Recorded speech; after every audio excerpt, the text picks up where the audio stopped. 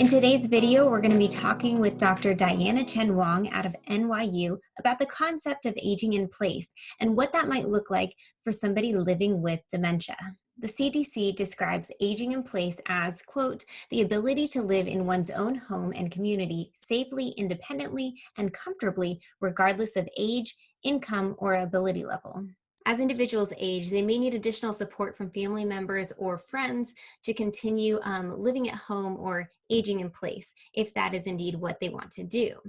Sometimes home modifications are needed to ensure a safe environment that's conducive to a person's day-to-day needs. And actually, occupational therapists are healthcare professionals who are well qualified to carry out home evaluations. They'll come in, look at the home, and decide whether or not some changes or modifications are needed to the structure or content to help ensure an older adult's safety and ability while living there. So let's go ahead and transition to our interview with Dr. Diana Chen Wong to learn a little bit more about the concept of aging in place and to learn about how we can support the older adults in our local communities.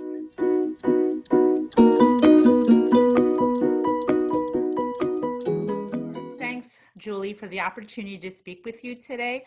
So I'm an occupational therapist, and one of the goals of occupational therapy is to get individuals to be as independent and safe in all areas. And that could be in simple daily activities, it could be doing home management, it could just be participating in leisure pursuits, as well as for some folks being independent going back to work. And so one of the things that I've been finding as an occupational therapist is a lot of people want to remain in their home after they've had a hospitalization or even just being home because the home is where the heart is. So I have a few specific questions that I'm going to be asking you. Let's say that a family is trying to determine the best course of action for a loved one with Alzheimer's disease or related dementia, and they would like to keep their loved one home if possible, but they also want to make sure that he or she receives all the care that's needed to ensure their health and safety. Can you give sort of a checklist of things to think about when deciding whether to continue to support someone aging in place, or if it's time to consider moving a loved one to a care facility? Great question. However, I just want to say that each individual is going to be unique and each person is going to come with their own limitations, whether it's a physical limitation or a cognitive memory limitation. And so I would caution by saying any suggestions or advice that I might offer is just general advice. And I would like to encourage your viewers to please speak to their healthcare professional as to what some of these suggestions are and if they would be applicable to their loved one. So I just want to kind of share that first. There's different factors and many things that need to be considered prior to having a loved one either stay home or move to a memory care facility. One of the main ones is how early on in their dementia they are. And if in the beginning stages, it might be easier for the individual to remain at home because it is a familiar environment. They know where their bathroom is, they know where their bedroom is, they know where the kitchen is in the event that they want to go and get a drink of water. So in the beginning stages, it may be a little bit easier. Now, another factor would be caregiver assistance. If the individual lives alone, it might be a little bit more challenging. So the two factors would be the level of needs that the individual has, whether it's physical or cognitive memory, or the amount of support that the person will receive, whether it's family members, whether it's roommates, whether it's privately paying for additional support. And again, as I suggested, each person is going to be able to have different limitations, but also different resources, most likely the caregiver as well as the financial.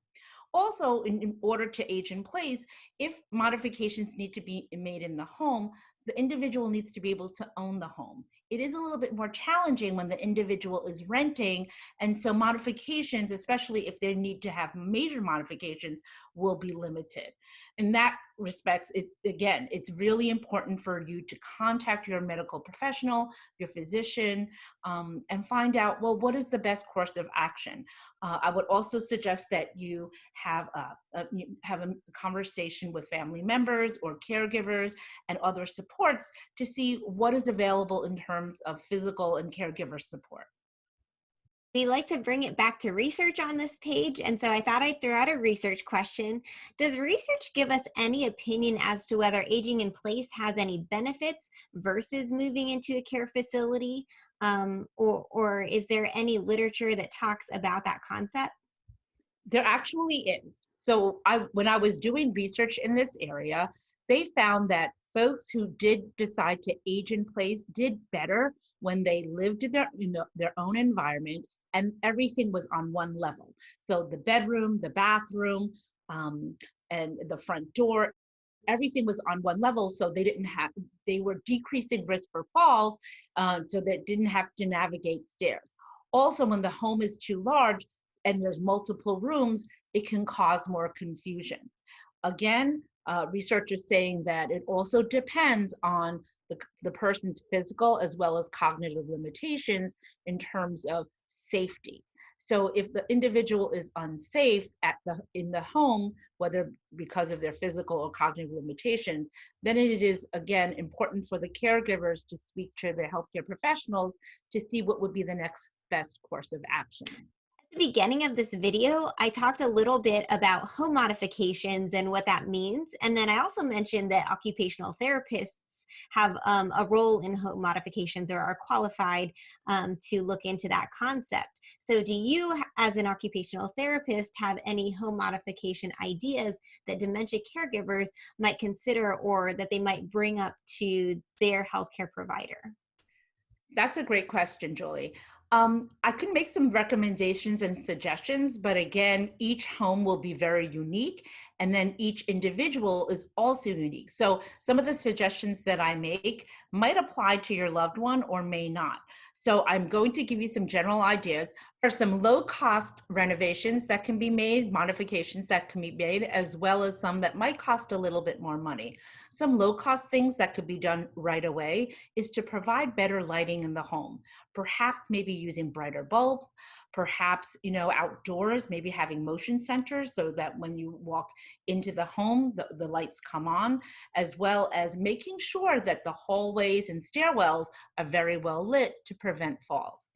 Another thing that is very easy to do is to remove throw rugs, make sure cords are bound, and also that there's no clutter on the floor so that it's not a visual distraction for the individual, and also it also could be a reason for them to trip and fall. Another thing would be labeling dressers, drawers, things in the bathroom, as well as maybe kitchen cupboards. And this will also help the individual identify where things are located, especially for daily items, such as their toothbrush, maybe shirts, maybe label a drawer for shirts, maybe label a drawer for pants, etc. And this will also help facilitate their memory and also help them with recognizing where things are located. Another one would be to put Post-it notes in the home. So things could be visual reminders to brush your teeth in the morning or to maybe take medication. Those are some suggestions that could be useful, especially when the individual is still able to read and has that ability to make that connection between reading and then following through. Another suggestion would maybe put a shower chair in the shower or in the shower stall. That would also help with home safety so that if they get confused or they get tired during their shower, they're decreasing their risk for falls. And then another simple solution is just adding a bed rail to the bed so that the loved one does not get out of bed in the middle of the night. It will also help facilitate getting in and out of bed easier, especially as the dementia progresses and or if they physically get a little weaker. Other suggestions that might cost a little bit of more money and especially might be a little bit more challenging if you don't own your home would be physically installing grab bars by the toilet and the tub area. If you are renting, I would certainly speak to your super and see if that would be allowed. And then maybe he or she would also be able to install it for you. Also, as dementia progresses and there's physical and cognitive decline, one might need to use a wheelchair. In those instances, more expensive renovations would require installing a ramp, installing a chair glide to go up and down the stairs, as well as widening doorways, and in some instances, installing a roll-in shower so that the individual will be able to shower and bathe a little bit more independently. Um, a lot of us are thinking about COVID and especially how it's affecting our older adult communities. So, what are some high level ways that COVID has affected this concept of aging in place? That's a great question. I'm finding that a lot more people are no longer wanting to go to rehab facilities or subacute, post-acute care facilities and nursing homes for their therapy because of the whole negative connotation of being in a nursing home. And so what we're finding is a lot of folks, especially those of us who are doing home care, are coming home, but they're a little bit more physically limited. And so as a result of that, it is more important than ever to make sure that the home is a safe environment. And some of the suggestions that I had said about the low budget as well as the moderate to high budget renovations, modifications would be important for the individuals and their caregivers to know in order for them to be as safe and as independent as possible in their home environment. So I do see aging in place being more important now. And it's very important that when you go home that you find somebody who is what they call CAPS certified, and that's certified aging in place specialist, that they're specialized in knowing what to do in terms of home modification in order to make the individual as safe and as independent as possible.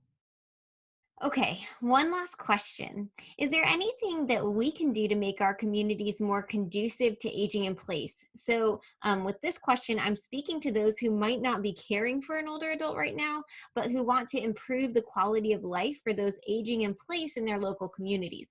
So, what can we as neighbors, restaurant owners, school teachers, church attendees, students, first responders, what can all of us do to care for our aging population? That's a great question. The good thing is with the passing of the ADA law, the Americans with Disabilities Act, some of these things are already enacted. If you are in some urban areas, you will see in some sidewalks that there's ramps or curb cuts already installed so that it would be a little bit easier for folks to cross the street. Also, I think as a society, we just need to embrace um, aging in place. I think we will all be getting older, and any changes and any modifications that we make now will eventually make it even easier for us as we age in place as well. A lot of folks want to go home. A lot of folks want to stay home. And they're saying that the baby boomer generation who have the most home ownership are the ones that will be aging and will be wanting to age in place. And don't forget, a lot of us in our homes, these are the homes that it could be our first home, it could be where we raised our children, and for some instances, it's even the home where we grew up in. So it may be hard for us to want to leave the home and want to move into another facility. But again, I would highly recommend that you speak to your healthcare professional because as dementia, as any physical or cognitive limitation gets progressively more challenging, sometimes it might not be easy to stay in the home.